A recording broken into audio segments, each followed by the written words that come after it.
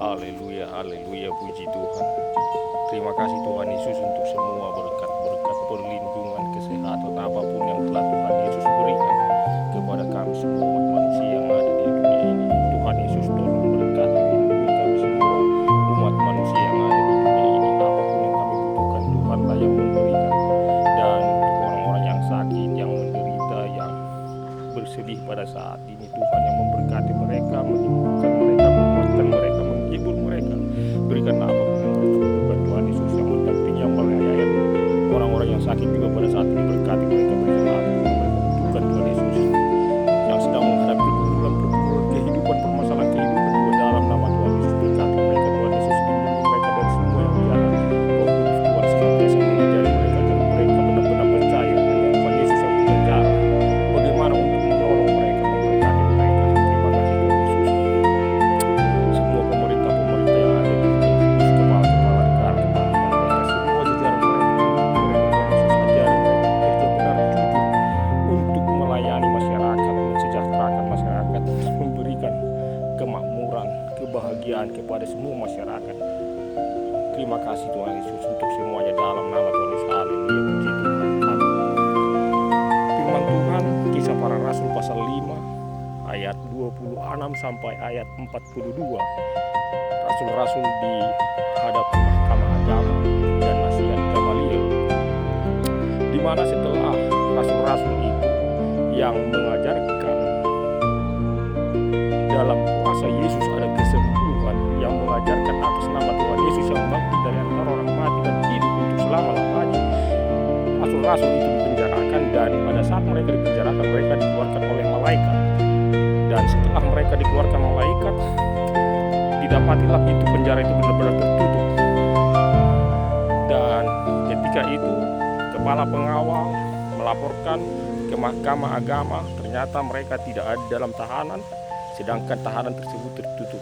Nah, yang mengeluarkan mereka adalah malaikat, dan malaikat itu berpesan kepada rasul-rasul itu supaya mereka memberitakan firman kehidupan, yaitu firman dari Tuhan Yesus. Tuhan Yesus adalah firman-Nya, adalah firman yang hidup. Dan setelah itu mereka ada di dalam bait Allah, mengajar banyak orang di dalam nama Yesus. Ada kehidupan di dalam nama Yesus, ada kuasa bisa menyembuhkan orang di dalam nama Yesus, ada mujizat-mujizat bagi yang percaya, yang mengikuti Tuhan Yesus. Dan pada saat itu mereka didatangi oleh kepala pengawal dan pengikutnya untuk kembali menghadapkan mereka ke mahkamah agama. Dan imam besar bertanya kepada mereka, mengapa masih mengajar dalam nama Tuhan Yesus? Lalu mereka berkata, kami lebih menuruti Allah atau Tuhan daripada manusia. Oleh sebab itu, apa yang telah kami lihat, di mana Tuhan Yesus memang telah bangkit dari antara orang mati.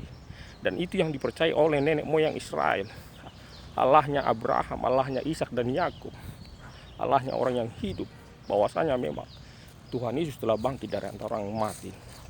Dan mereka memberitakan itu, dan itu juga perintah daripada malaikat yang mengeluarkan mereka dari penjara. Dan sesudah itu salah satu dari anggota imam besar, yaitu namanya Gamaliel, menasihati imam-imam besar tersebut supaya mereka, apabila memang ajaran mereka berasal dari manusia, itu akan lenyap. Tapi apabila memang ajaran mereka dari Allah, mereka semuanya imam besar itu adalah melawan Allah.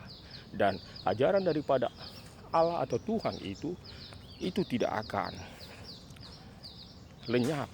Itulah menurut anggota imam itu, namanya Gamaliel. Haleluya, haleluya.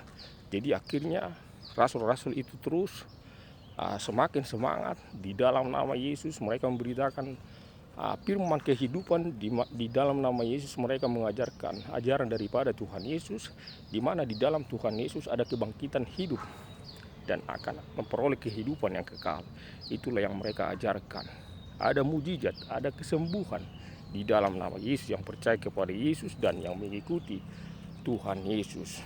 Dan akhirnya mereka semakin semangat memberitakan firman kehidupan itu, yaitu firman Tuhan bagi bangsa Israel pada saat itu. Karena orang Israel pada saat itu mau berusaha untuk menangkap mereka dan membunuh mereka.